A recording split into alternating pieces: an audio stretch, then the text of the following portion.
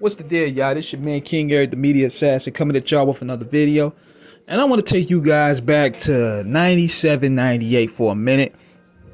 And people don't realize how much of a monster Canibus really was out there. I remember when I first heard of Canibus, it was on the Firm album. And he had one of the hardest opening verses I ever heard. Especially when he said, "Fuck my record label, I appear courtesy of myself." I was like, whoa. I used to think Nas was kind of scared to get on the song with him. Just by the way he brought it like that. He straight murdered it. And I remember too, him being on all these remixes. I remember the feature he did for the Lost Boys. I remember Belly of the Beast. I remember Uniform with Helter Skelter and Razkaz. Then they used to put out a tape, DMX versus Canibus, and both of them were literally neck and neck in terms of street appeal and who was popping.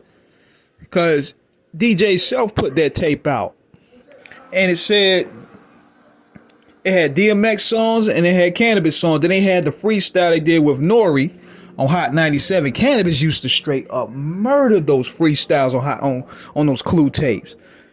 We can't forget the Fantastic Four feature as well.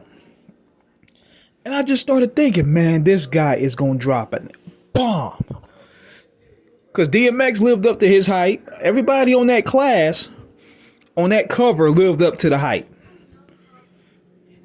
But my anticipation was Cameron, because, I mean, not Cameron, but Canibus, because he went toe to toe with LL and at the time was seen as the victor.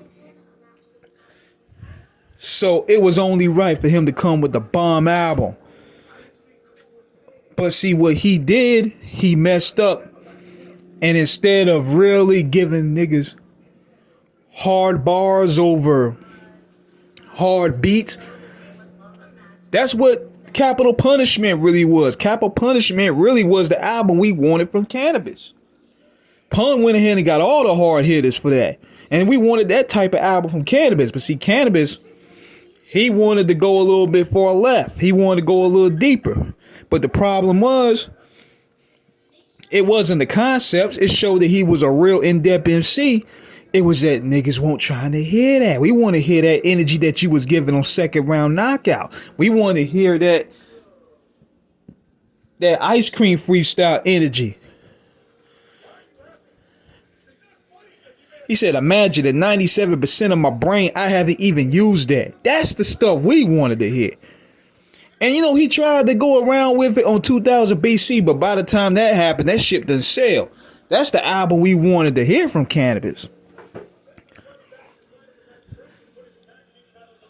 And I'm starting to believe that maybe did Wyclef and LL come together and spoil that shit. Maybe that was a conspiracy. I don't know. But this was one of the biggest sabotage jobs ever.